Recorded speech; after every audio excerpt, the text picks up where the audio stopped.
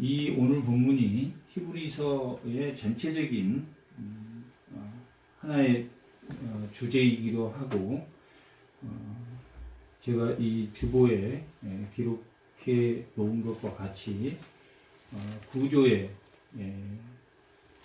주제는 4장 14절에서 16절까지다 라고 기록해 두었습니다. 그것은 대제사장인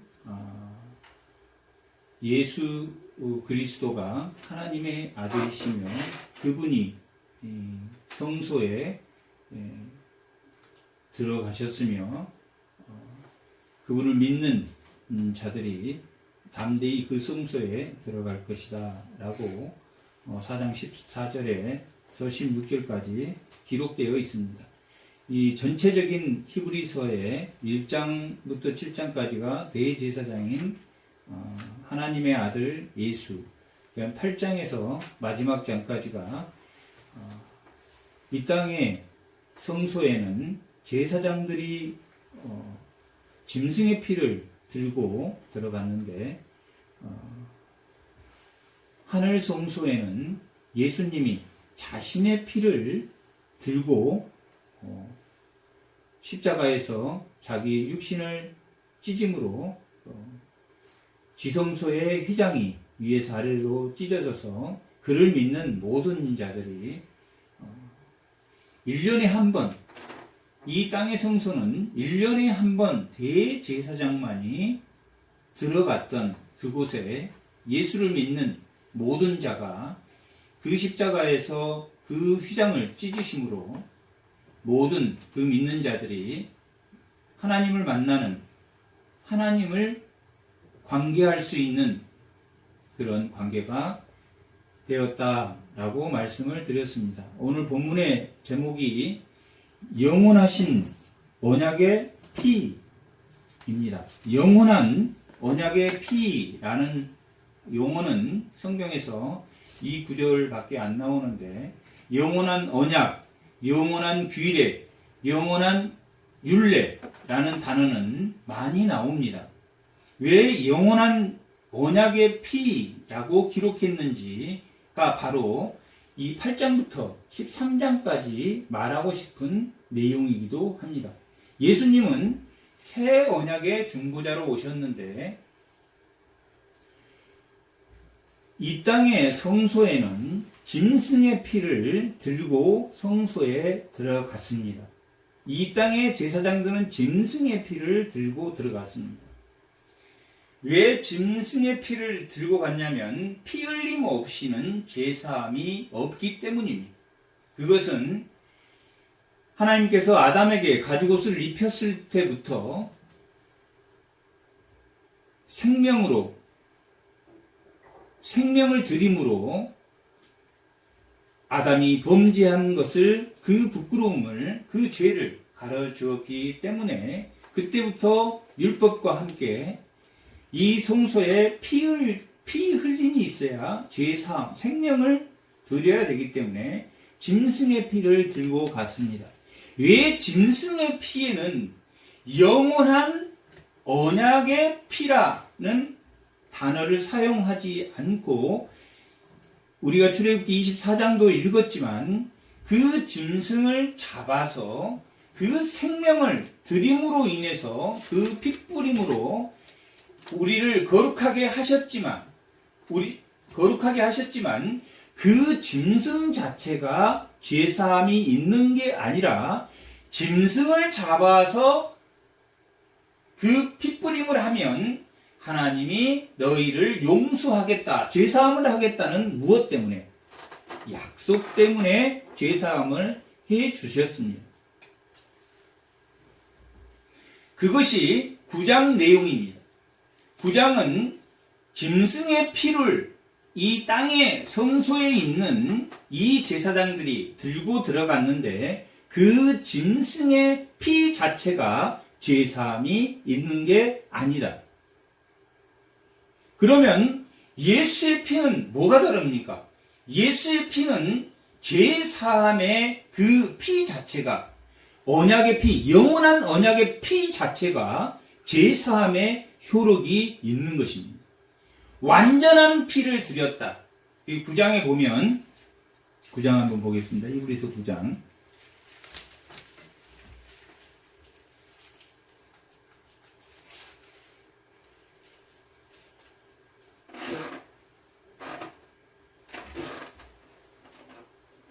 18절부터 한번 읽어보겠습니다. 9장 18절.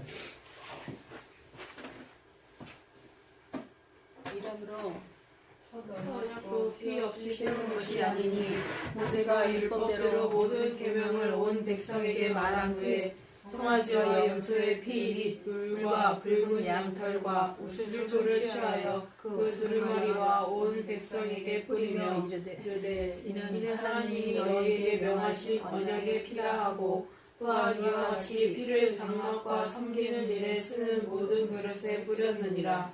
율법을 따라 거의 모든 물건이 피로써 정결하게 되나니 피 흘림이 없은즉 사함이 없느니라. 무슨 피라고 했습니까? 명하신 언약의 피라고 했습니다. 짐승의 피는 율법의 명한 피입니다. 예수님의 피는 그 피 자체가 죄사함을 주는 그 영원한 언약의 피입니다. 그것이 짐승의 피와 다른 것입니다. 10장 4절 한번 읽어보겠습니다. 피가 능히 죄를 없이 하지 못함이라. 죄를 그 염소나 그 황소, 짐승의 피가 죄사함을 할 수 있는 게 아니라 그 피는 하나님이 언약으로 죄사함을 해주겠다고 하는 그 피다 하는 말입니다.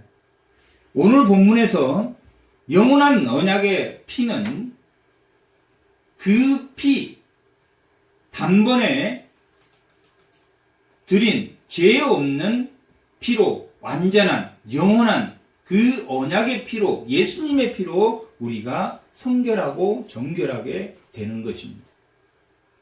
구약의 짐승의 피는 율법에 따라 드리는 피로 그 율법의 언약에 따라서 예수님이 죄사함을 해주는 거고 이 짐승의 피는 이 예수님의 피는 어떤 효력이 영원한 언약의 피입니다. 그래서 그 피 자체가 죄사함을 하는 그 피 자체가 우리를 흠없고 거룩하게 하는 그러한 피다 하는 것을 보여주고 있습니다. 이 13장의 내용은 전체적인 내용은 오늘 이 영원한 언약의 피다라는데 초점이 있지만 전반적으로 이 영원한 언약의 피는 누가 받았습니까? 예수님이 이 땅에 오신 신약 백성들이 받은 언약의 피입니다. 그러면 구약의 백성들은 그 짐승의 피를 드리는 영원한 언약의 피, 영원한 그 언약의 피를 드렸는데 그것이 영원한 율례고 영원한 규례라는 것은 어떤 의미를 가지고 있습니까? 이 예수님이 영원한 피를 가지고 언젠가는 오실 그 상속자로 오실 그 예수님이 영원한 피를 뭐 할 것이라고 흘릴 것을 알았다. 아브라함이, 이삭이, 야곱이 예수님이 오기 전에도 그 약속이 다 이루어지지 않았음에도 하늘의 별과 같이 바다의 모래와 같이 그 자손이 번성하리라 한 그 약속을 믿고 오실 메시아로 번성할 그 하나님의 나라를 믿고 그들은 믿었다. 그래서 그들의 믿음이 우리의 이 신약 백성에게 증거가 된다. 그들은 예수님이 오지 않았음에도 예수님이 올 걸, 상속자를 주실 것을 믿고 큰 나라가 되지 않고 한 대가족도 되지 않았던 아브라함, 이삭도 대가족이 됐겠죠. 야곱 때에 70인, 총 가족이 70인이 된 그래도 하나님이 큰 민족을 만들겠다 하는 누구를 통해서 오실 메시아를 통해서 큰 민족을 주시겠다고 하는 그것을 바라보는 믿음으로도 그들이 의롭다함을 들었습니다. 즉 율법도 짐승의 피를 들여 제사함을 받지만, 율법도 짐승의 피를 들여서 제사함을 받지만, 율법을 지킨 사람들은 다 복음을 모르는 게 아니라 무엇을 믿고 메시아, 오실 그 자손, 그 씨를, 그 상속자를 믿음으로 믿은 자들은 무슨 피를 믿었습니까? 지금은 짐승의 피를 드리지만 예수님이 이 땅에 피 흘리셔서 그 십자가에 죽으실 그 자손, 예수님이 이 땅에 오실 것을 믿고 아브라함이 이삭을 바칠 수 있었고, 이삭이 예수와 야곱을 축복할 때 야곱에게 축복하고 예수에게 축복하지 않는 그런 것도 다 하나님의 뜻대로, 리브가가 하나님의 뜻을 받은 그 뜻대로 모든 것이 이루어졌다. 그것이 이 신약 백성에게는 오실 메시아를 믿었던 그들의 믿음을 바라보며 그들이 증거가 되고, 그들은 오실 메시아를 믿을 이 신약의 백성들이 그들의 완성된 모습이다. 예수님이 뭐 했기 때문에? 영원한 피를 가지고 이 땅에 오셨기 때문에. 짐승의 피를 드리면서도 아브라함이나 이삭이나 야곱이나 또 요셉이나 많은 오실 메시아를 믿었던 그 선지자들, 그 백성들은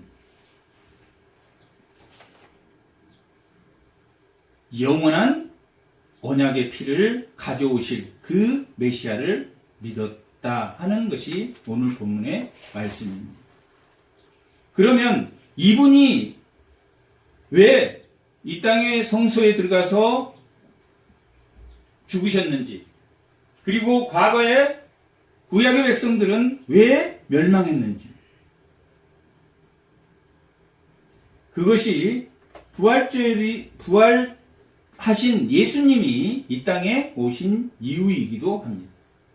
그것은 예수님이 안식 후 첫날에 부활하셨는데, 그것은 사복음서 28장 1절에 안식 후 첫날, 예수님 부활한 날이 안식 후 첫날, 그 무덤에 갔는데 예수님이 없었다라고 기록되어 있고, 마가복음만 마지막 16장 9절에 안식 후 첫날, 다음에 요한복음도 21장 1절에 안식 후 첫날, 그 다음에 누가복음도 24장 1장에 안식 후 첫날이라고 기록되어 있습니다. 그 영원한 피를 흘리신 그분이 안식 후 첫날 부활한 이유가 무엇인가 하는 것입니다. 안식 후 첫날 예수님 부활하셨는데, 안식 후 첫날은 주일의 첫날입니다. 한 주일의 첫날이 월요일이 아니라 주일입니다. 주일의 첫날, 그 안식 후라는 안식일은 제7일이었습니다. 하나님이 만물을 만들고 제7일에 쉬셨습니다. 그 쉬신 날이 무슨 날입니까? 토요일입니다. 지금 달력으로 말하면 토요일입니다. 안식 후 첫날은 주일입니다. 하나님이, 우리가 그 사도신경의 그 첫 기절이 무엇입니까? 전능하사 천지를 만드신 하나님. 그것이 창세기 1장 1절입니다. 창세기 1장 1절은 태초에 뭘 만들었다고 했습니까? 천지를 만드셨다. 천지를 만드셨다. 그 첫날, 천지를 만드셨다 한 그날이 무슨 날입니까? 안식 후 첫날입니다. 이 태초의 시작이 안식 후 첫날입니다.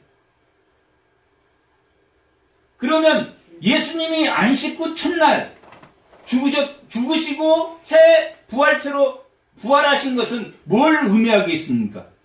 새 언약, 새 창조, 새로운 창조의 질서가 이루어진 날이다. 완전한 영원한 피, 그 완전한 피로 새로운, 그 전에는 모든 게 뭐한 세상이었습니까? 흔들리는 세상이었습니다. 우리 마음이 요동하고 이 세상이 진동하고 폭풍이 치고 바람이 불어서 진동하는 이 세상의 모든 진동하는 것은 언젠가는, 첫 번째 창조물은 언젠가는 다 사라집니다. 진동하지 않는 하나님 나라, 진동하지 않은 시온의 예루살렘, 하늘의 예루살렘 성, 하늘에 있는 예루살렘 성, 새하늘 새 땅, 그것은 요동하지, 흔들리지도 않는 나라라고 했습니다. 우리가 왜 흔들린다고, 사람 마음은 왜 흔들린다고 했습니까? 무거운 것과 얽매인 것 때문에 흔들립니다. 하나님 나라, 영원한 피는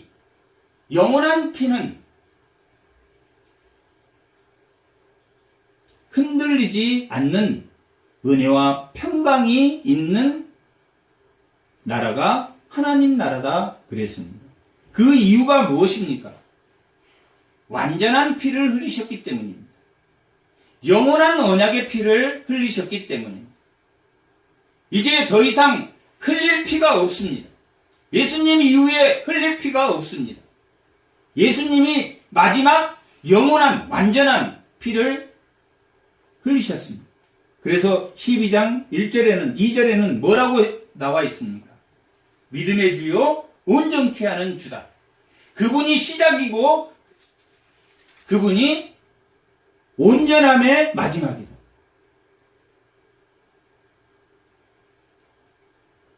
안식구 첫날,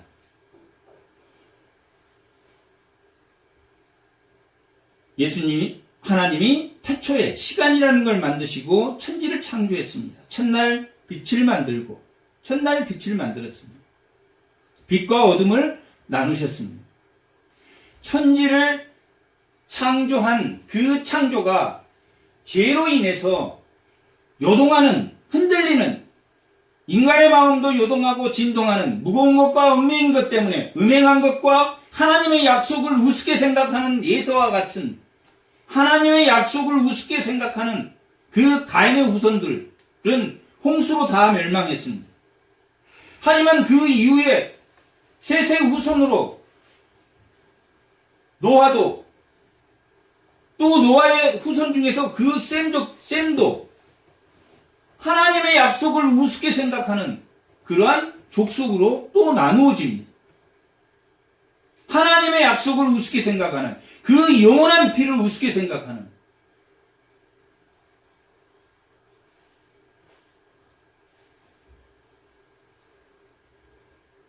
결국 그 셈족의 한 사람이었던 아브라함을 믿음의 조상으로 삼았습니다.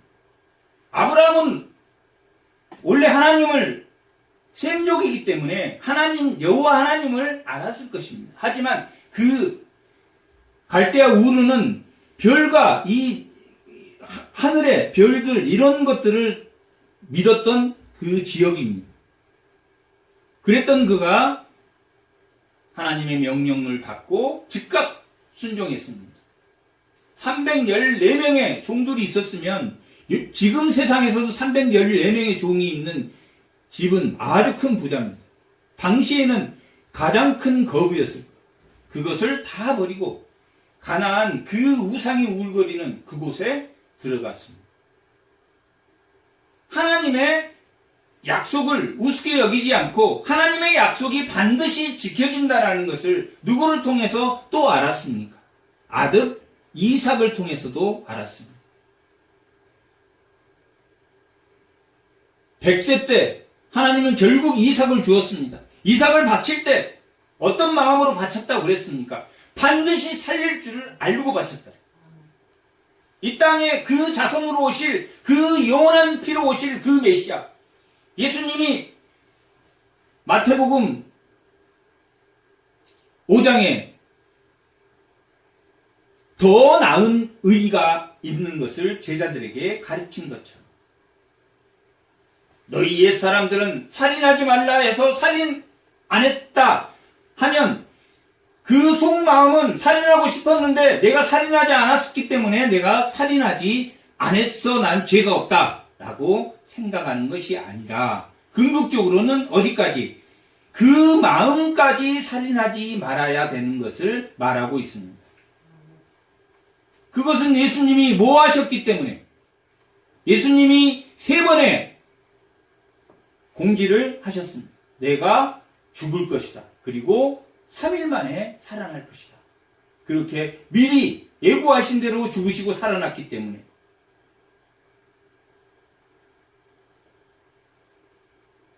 그 태초의 모든 창조는 안식구 첫날이었습니다. 주일이었습니다. 유대인들이 생각하는 주일은 추수하는 날입니다. 유대인들이 생각하는 주일은 추수한 날이었습니다. 하나님께서 천지를 창조하시고 땅과 하늘을 구별하시고 어둠과 어둠을 구별하시고 그런 날이 주일이고 첫째 날이 주일입니다. 둘째 날이 월요일입니다. 셋째 날이 화요일입니다. 넷째 날이 수요일입니다. 그리고 6일 동안 마지막 6일째에 사람을 지으시고 7일째 안식일, 토요일, 지금으로 말하는 토요일, 안식일에 쉬셨습니다. 그래서 유대인들은 뭘 지킵니까?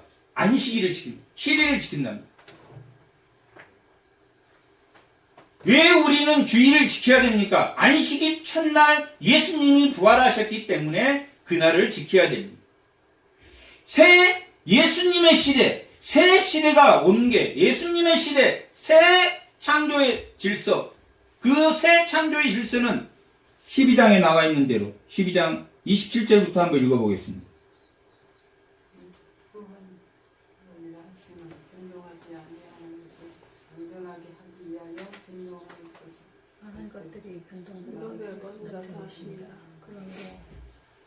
그러므로 우리가 흔들리지 않는 나라를 받았다. 지금 이 땅에 만든 만물은 죄로 인해서 아담이 죄를 졌는데 그 저주를 누가 받았습니까? 누가 받았습니까? 땅이 받았다.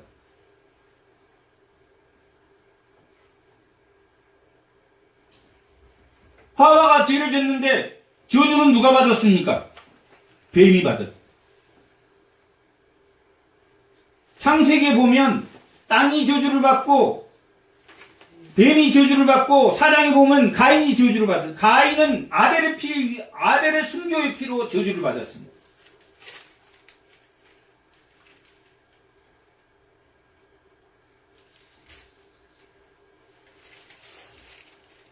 흔들리지 않는 나라. 왜 흔들리지 않습니까? 우리는 무거운 것과 얽매인 것이 있다. 무거운 것. 자기가 내려놓지 못한 것은 무거운 거라. 자기가 내려놓지 못해. 자기 철학이 딱 거기에 박혀서 하나님 말씀이 아무리 들어가도 내려놓지 않는 무거운 것. 내가 살아보니까 이건 이렇더라. 이것만큼은 고정되어 있는. 예수님은 3번 고지하고 아벨의 피는 가인을 저주했지만 예수님의 피는 뭐였다고 그랬습니까? 예수님의 피는 예수님을 미워하고 예수님을 죽이려고 했던 섬기는 피요. 무슨 피? 용서의 피다. 안식 후 흘리신 예수님의 피와 짐승의 피는 완전히 다릅니다. 짐승의 피 자체가 용서의 피가 아니라 생명을 드리면 내가 죄사함을 해줄게 하시는 그 하나님의 약속 때문에. 그리고 그것을 제단에 뿌리고 그 백성들에게 뿌림으로 언약했습니다. 그래서 그 언약의 피는 영원한 율례고 영원한 규례다 라고 구약은 기록되어 있습니다. 그 언약 자체를 영원한 피라는 용어는 예수님의 피밖에 없습니다. 영원한 언약의 피, 하나님이 약속 짐승의 피를 드리면 내가 너희를 용서해 줄게 하는 그것이 영원한 기회가 됐다. 영원한 기회란 그 속 뜻은 어디까지입니까? 예수님의 영원한 피를 흘리신 그때까지를 말하고 있습니다. 영원한 기회다. 그 짐승의 피를 들여서 너희들이 죄사함을 받아야 되는데 그것이 너희의 영원한 기회고 영원한 율례고 영원한 율법이고 그것이 영원한 언약이라 라고 말하고 있는 것은 영원한 피를 흘리실 완전한 피를 흘리신 예수님의 피에 있다. 그 피의 역사는 뭐다?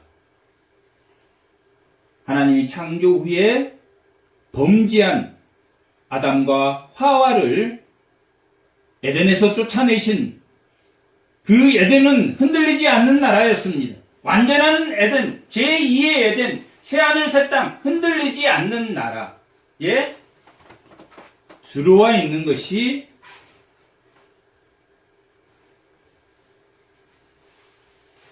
예수님을 믿는 그 성도들이 들어와 있는 것입니다. 그것이 무슨 열매라고 했습니까? 12장에 보면 의와 평강의 열매. 12장 11절 한번 읽어보겠습니다. 무릇 진리가 당시에는 즐거워 보이지 않고 슬퍼 보이나 후에 그로 말미암아 연단을 받은 자들은 의와 평강의 열매를 의와 평강의 열매를 받은 자들은 의와 평강의 열매를 맺는 그 자들은 흔들림 때문에 진동하는 것 때문에 무거움과 얽매이는 것 때문에 그 연단을 받아서 뭐하지 않게 해주셨다는 거예요. 흔들리지 않게 해주셨다. 흔들리지 않게 해주셨다. 그 흔들리지 않게 해주시는 것이 바로 뭡니까? 영원한 언약의 피. 에덴 동산을 창조했는데, 에덴 동산을 만드셨는데, 그곳에 아담과 하와를 두셨는데, 그들이 하나님처럼 되고자 해서 범죄해서, 하나님처럼 되고자 하는, 자기 뜻대로 하고 싶어 하는 게 하나님처럼 되고자 하는. 야곱이 뭘 배웠습니까? 바단 아람 리브가의 사촌인 라반의 집에 가서 20년 가까이 그곳에서 고생하면서 뭘 배웠습니까? 고난을 통해서 흔들리는 자신을 바로 세웠다. 그리고 야복강에서 예수를 만났을 때 흔들리는 자신이 흔들리지 않도록 안 흔들리려면 어떻게 하면 안 흔들리겠습니까? 성경은 고린도후서 4장에서 어떻게 하면 안 흔들린다고 했습니까? 낙심하지 않으려면 뭐 해야 된다고 했습니까? 죽어야 예수 생명이 산다. 살려달라고 기도하는 게 아니라 죽여달라고 기도하는 것이 살려주는 것입니다. 이렇게 잘되게 해주세요. 이렇게 잘되게 해주세요. 그건 다 하나님의 뜻에 맞지 않는 기도입니다. 죽여달라고 하는. 20년 동안 야곱이 죽여달라는. 100세 이삭을 낳기 전까지 아브라함이 뭘 하는 걸 배웠습니까? 죽는 방법을 배웠다. 자기 자신이 살아있으면 뭡니까? 그 사람이 하나님이지. 자기 자신이 살아있는 동안 하나님입니다. 영원한 언약의 피를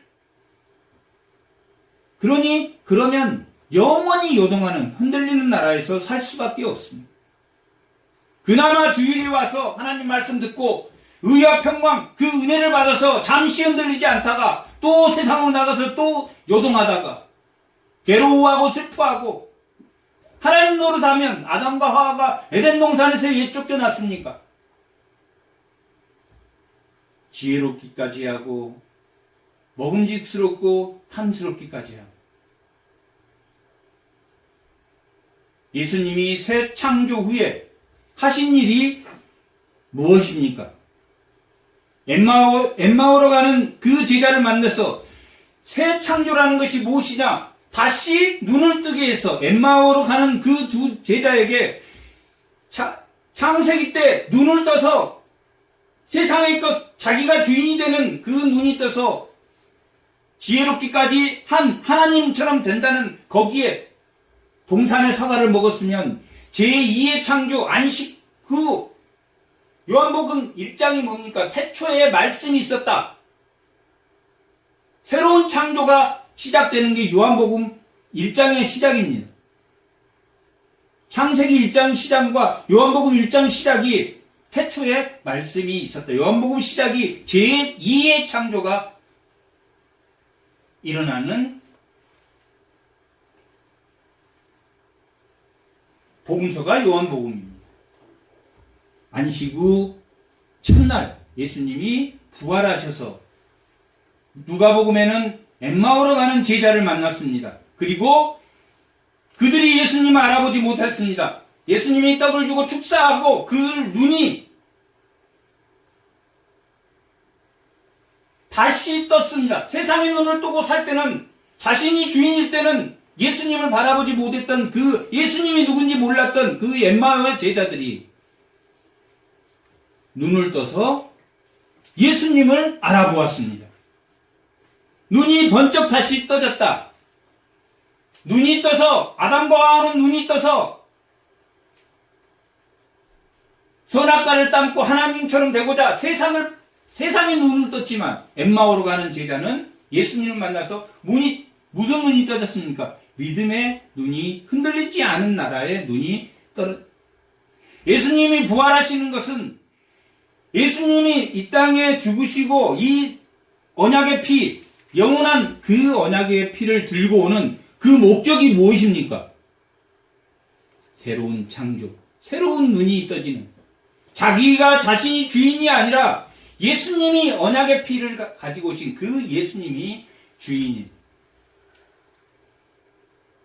그것을 발견하는 것이, 왜 누가복음에 예수님이 부활하신 후에 엠마오에 가는 제자 두 사람을 만나서 왜 눈이 떠졌겠습니까?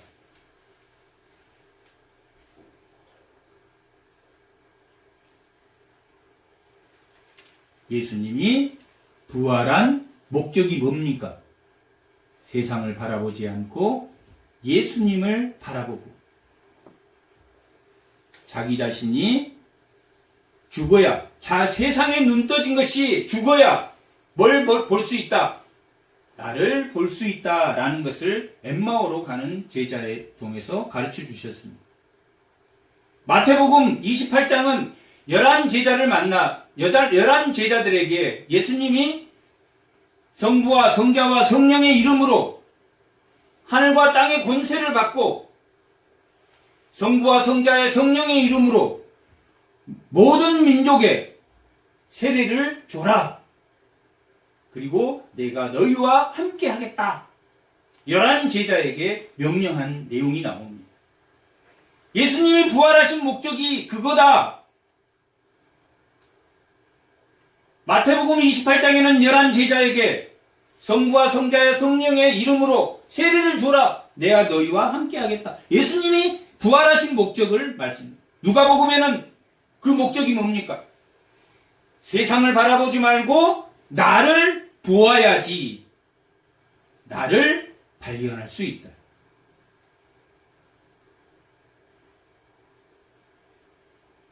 그리고 28장에는 성부와 성자와 성령의 이름으로 세례를 주고 가르치고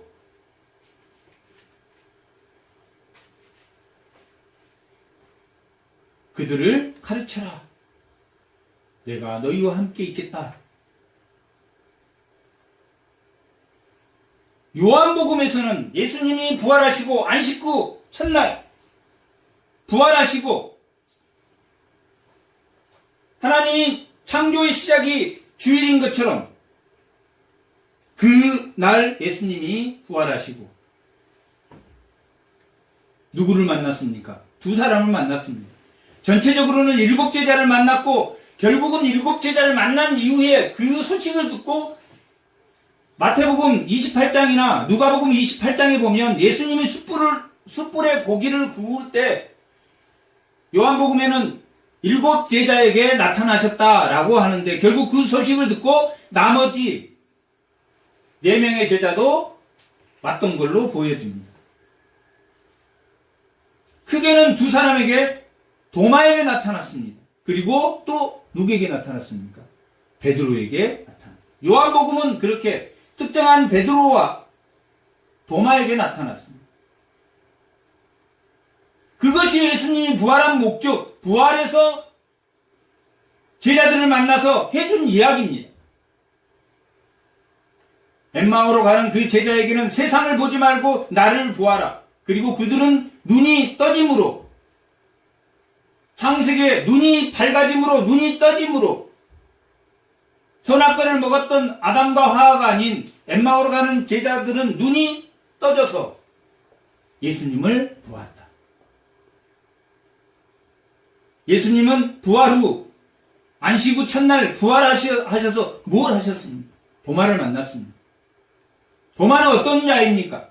예수님이 3번씩이나 내가 다시 3일 만에 부활하겠다.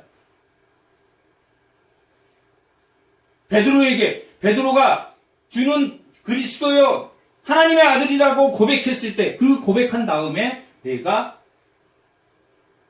여기를 떠나야 된다. 그리고 죽을 것이다. 그리고 3일 만에 부활할 것이다. 그렇게 말해 주었습니다. 안 됩니다, 주님. 그렇게 베드로는 또 외쳤습니다. 사탄아, 물러가라! 라고 예수님이 말했지만 그 고백 이후에 마태복음의 16장, 17장, 20장에서 그렇게 3번씩이나 죽을 것이라고 고지했습니다. 그럼에도 불구하고 도마도 제자니까 예수님이 3번 죽을 것이라고 고지한 걸 알았습니다. 그럼에도 예수님이 부활하셨다는 것을 또 들었습니다. 그런데도 뭐 했습니까? 믿지 않았습니다.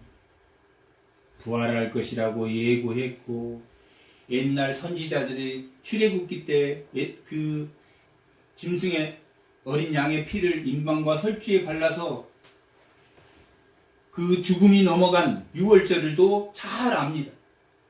예수님이 십자가에 내가 3일 만에 살아날 것이다. 3일 만에 다시 성전을 세울 것이다.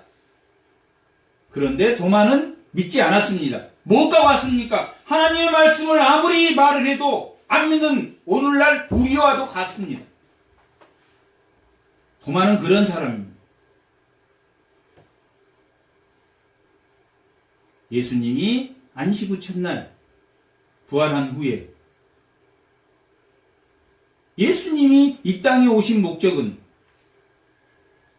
세상을 바라보는 그 제자들이 눈을 뜨기를 바랐고 또한 회복되지 않는 도마, 썩어 문드러지는 아무리 말해도 듣지 않는 그에게 찾아가셔서 뭐 했습니까? 직접 보아라. 직접 보아라. 내가 손에 구멍 난 거 직접 보아라. 내 옆구리에 창 찔려서 들어간 거 손으로 여봐라. 여보았습니다. 만져보았습니다. 그리고 믿었습니다.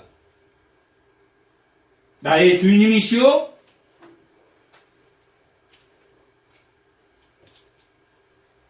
나의 하나님이시다. 라고 고백했습니다. 요한복음 21장 한번 보겠습니다.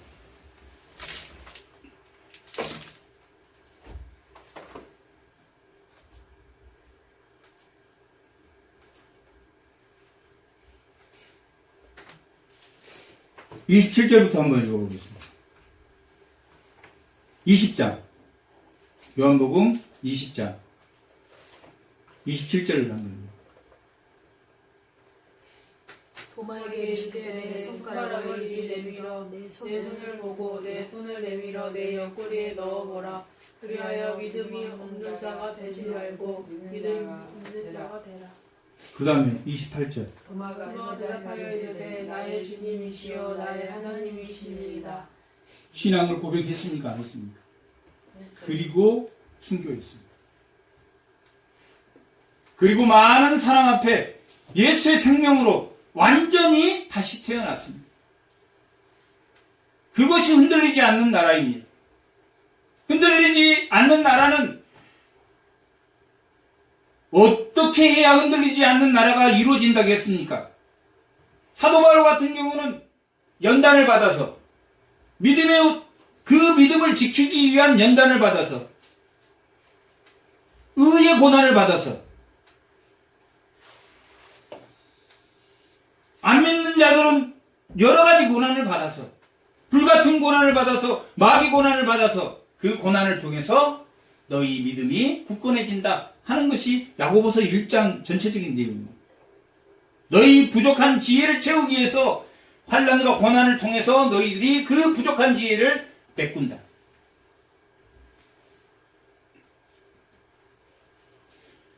왜 그렇습니까? 예수님의 피는 완전한 피니까. 짐승의 피가 아니라 그 피 자체가 구속의 피를 흘리셨습니다.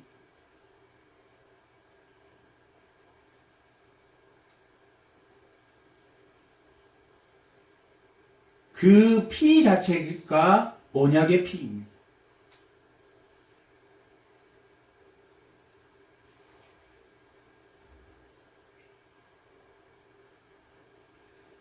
그리고 20장에 뭐라고 나왔습니까? 언약의 피로 죽은 자 가운데 이끌어내신 무슨 하나님입니까? 평강의 하나님. 죽은 자 가운데 이끌어내신 평강의 하나님이 모든 선한 일에 너희를 온전케 하사 모든 선한 일에 너희를 온전케 했습니다. 뭘 온전케 했습니까? 하나님이 징계를 통해서 하나님이 교훈과 경계를 통해서 우리를 바르게 이끌어 나가시는데 왜 하나님이 그렇게 해야 됩니까? 왜 징계를 통해서 그렇게 하십니까? 요동하니까, 흔들리니까, 의와 평강의 열매가 없으니까. 그리고 예수님은 원수된 자, 자기에게 돌을 던진 자들을 위해서 십자가에 대속물로, 선기용으로 죽으셨습니까? 아벨의 피는 저주의 가인의 후손들을 저주한 피였지만 예수님은 자기에게 돌을 던진 그들을 위해서 흘리신 용서의 피, 섬김의 피였습니다.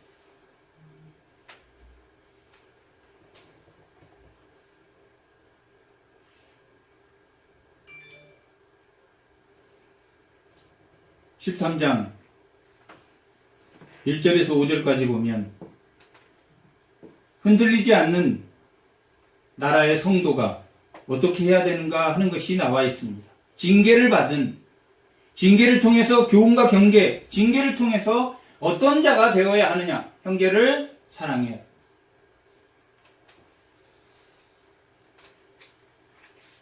손님 대접하기를 잊지 마. 그것이 평강을 유지하는 길이다. 흔들리지 않는 나라를 유지하는 길이다.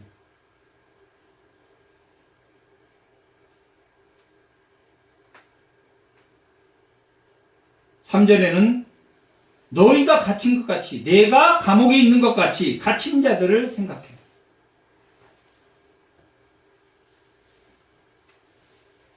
네가 몸의 고통을 받는 것처럼 학대받는 자를 생각해. 다 누가 했던 겁니까? 자기를 욕하고 자기를 돌을 던지던 그들을 위해서 십자가에 죽으신 예수님과 같은 이야기입니다. 여기 형제를 사랑해라 하는 것은 믿는 자와 믿지 않는 자를 다 포함하고 있습니다. 근본적으로는 믿는 자,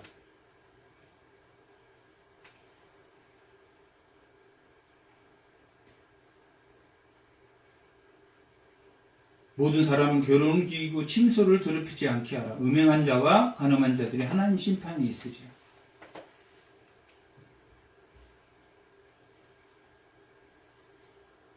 그리고 마지막에 돈을 사랑하지 마라. 있는 바로 족한 줄 알아라. 왜 그렇게 해야 된다고 말하고 있습니까? 왜 온전케 하는 뭐 때문에 그렇게 해야 됩니까? 내가 결코 너희를 버리지도 않고 내가 너희를 떠나지도 않아. 마태복음 28장 마지막에 내가 너희와 함께 하겠다. 내가 너희를 버리지도 않고 너희를 굶기지도 않고 너희를 떠나지도 않는데, 산상수훈에 예수님이 어떤 사람이 염려한다고 생각했습니까? 사람 앞에 선자, 우상 앞에 선자들이 염려한다고 했습니다. 너희가 염려한들 한 자나 키울 수 있느냐?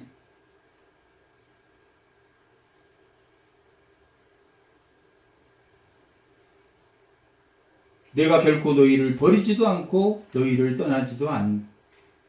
무엇 때문에 떠나지도 않고 버리지도 않습니까? 영원한 속죄의 피를 흘리셨습니다. 완전한, 온전한 알파와 오메가요, 처음이 시작이요 끝이요.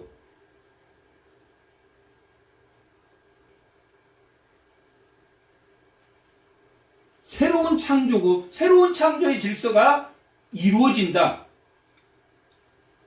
언제 완전해지겠습니까? 예수님이 재림하는 그때 완전하지만 이미 하나님 나라는 왔다. 마태복음 12장에서 바리새인들이 바알세불의 힘으로 당신이 기적을 일으킨 것이요, 아니다. 성령의 힘으로 기적을 일으킨 것이다. 그리고 하나님 나라는 이미 너희 가운데 왔다. 이미 하나님 나라, 흔들리지 않는 나라는 왔습니다. 뭐 때문에 흔들립니까? 우리의 무거운 것과 얽매이는 것들. 그리고 지금 1절에서 4절, 5절까지 말하는 징계를 받고 믿음의 연단을 받는 자들이 이렇게 돼야 됩니다. 학대받는 자, 갇힌 자, 그것은 하나님이 결코 너희를 버리지도 않고 너희를 떠나지도 않기 때문이다 라고 말하고 있습니다. 그리고 세 가지 제사를 드려야 되는데, 15절 한번 읽어보겠습니다. 그러므로 우리는 예수로 말미암아 항상 찬송의 제사를 하나님께 찬송의 제사를 드린다. 찬송의 제사를 드린다. 제사는 무슨 뜻입니까? 죽는다는 뜻입니다. 찬송으로 너희 옛사람의 모습을 죽이고, 제사는 생명을 드리는 것이 제사입니다. 찬송을 부르면 뭐가 됩니까? 찬송을 부르면 예수 생명을 의지하고 자신이 죽게 됩니다. 또한 제사는 뭡니까? 16절 선을 행하고 착한 행실, 선한 양심의 행동을 하고, 그건 뭡니까? 자기 생각대로 행동한다는 겁니까? 말씀에 걸려진 행동. 말씀에 따라서 행동하는 것. 말씀에 순종하는 것.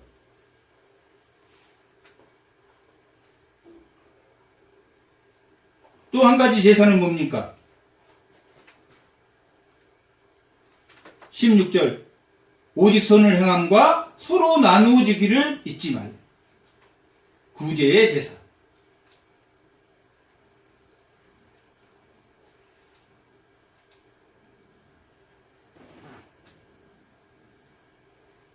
제사, 선한 양심의 제사, 구제의 제사.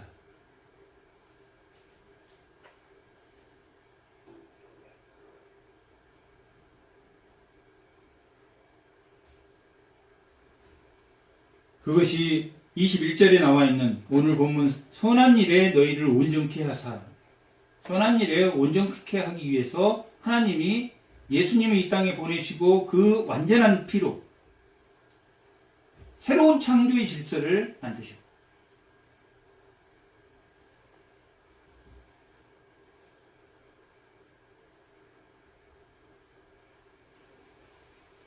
자기의 뜻을 행하게 하시고 그 앞에 즐거운 것을 예수 그리스도로 말미암아 우리 가운데 이루시기를 원합니다. 예수님은 우리의 시작이고 우리의 끝이십니다. 하나님은 시작도 창대하지만 나중도 창대합니다.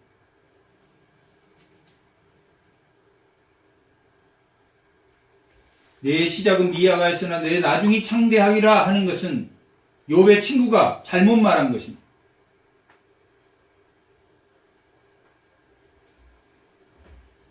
예레미야 17장 한번 보겠습니다.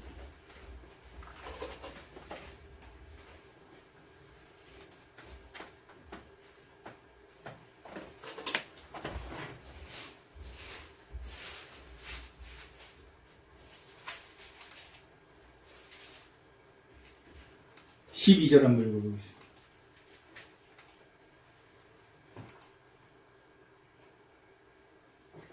여호와라 오신 보좌여 시작부터 높이 계시며 위에 상속이시며 시작부터 높이 계신 분이에요.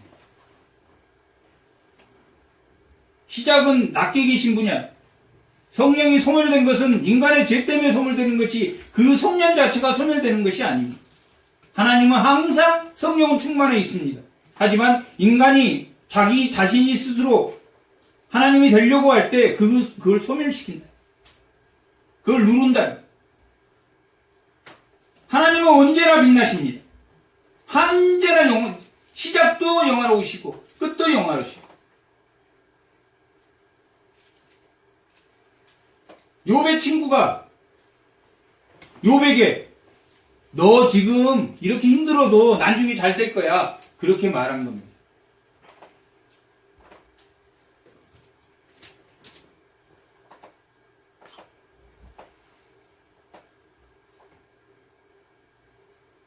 하나님의 뜻대로 말하는 게 아닙니다.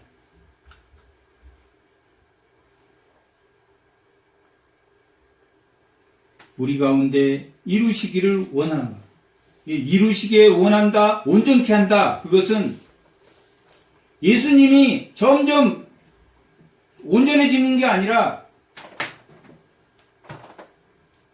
예수님은 항상 시작도 온전하고 끝도 온전하신 분이지만 그분이 온전함을 시작부터 끝까지 그 부족한 것들을 가지고 온전하게 이루어 나가십니다. 온전케 한다라는 것은 이루신다. 완성하신다. 그렇게 언어를 해석하는 게 더 정확합니다. 온전케 한다는 뜻 자체는.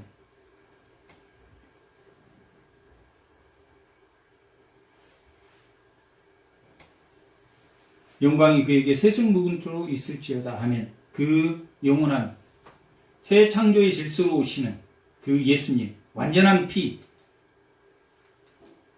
흔들리지 않는 우리의 무거운 것과 얽매인 것들을 다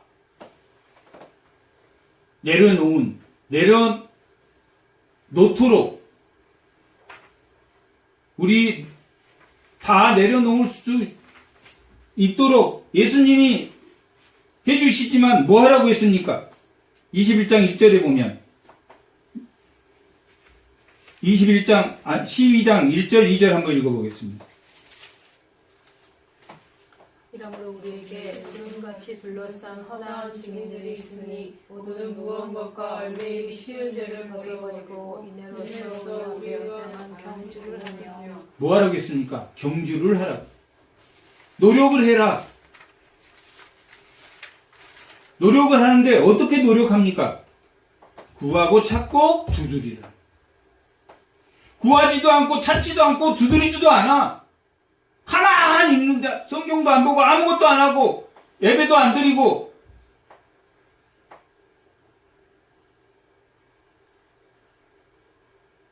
프로그램에 의해서 진행되는 것처럼 그냥 일률적으로 하는 게 아니라 뭐하라? 경주하라. 빌립보 3장에서는 뭐라고 했습니까? 표대를 향해서 경주자가 경주하는 것처럼, 격투자가 격투하는 것처럼. 고린도전서 9장에는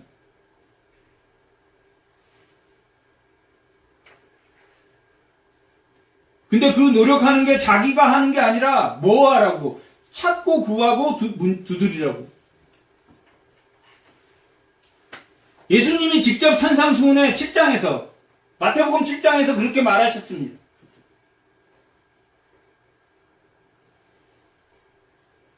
마태복음 7장 한번 보겠습니다.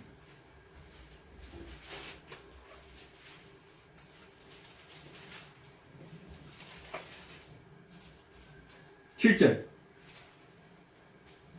구하라 그리하면 너희가 주실 것이요 찾으라 너희는 찾을 것이요 문을 두드리라면 너희에게 열릴 것이니. 경주하는데 자기가 막 자기 노력, 자기 공로로 되는 게 아니라 누구를 찾아라? 예수님을 찾고 구하고 두드려. 그러면 뭐 하겠다? 흔들리지 않는 나라를 만드시겠다.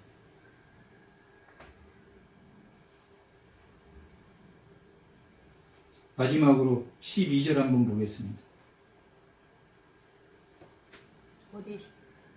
13장 12절. 그러므로 예수는 자기 필요성 백성을 거룩하게 하려고 성문 밖에서 고난을 받으셨느니라. 예수님이 왜 성문 안에서 고난을 안 받고 성문 밖에서 받았습니까? 성문 안에서 모든 더러운 죄가 있는 그 짐승의 피는 다 성문 밖에서 대속죄에 드리는 모든 몸뚱이야 이런 것들은 다 그 피 빼놓고는 다 태웠습니다. 예수님은 모든 사람의 대속물로 죽으셨기 때문에 성문 밖에서 죽으셨습니다. 우리가 이 땅에 사는 동안 성문 밖에서 위로가 있는 성문 안에서 하나님 노릇하고 사는 것이 아니라 이 땅에 삶은 잠깐 나그네의 삶이니 나그네답게 살아야 될 것입니다. 그것이 그 영원한 언약의 피를 따라서 사는 흔들리지 않는 나라의 믿음의 자녀들이 할 수 있는 행동입니다. 그런 영원한 언약의 피에 의존해서 사는 모든 주의 가족이 되시기 바랍니다. 잠깐 기도하겠습니다.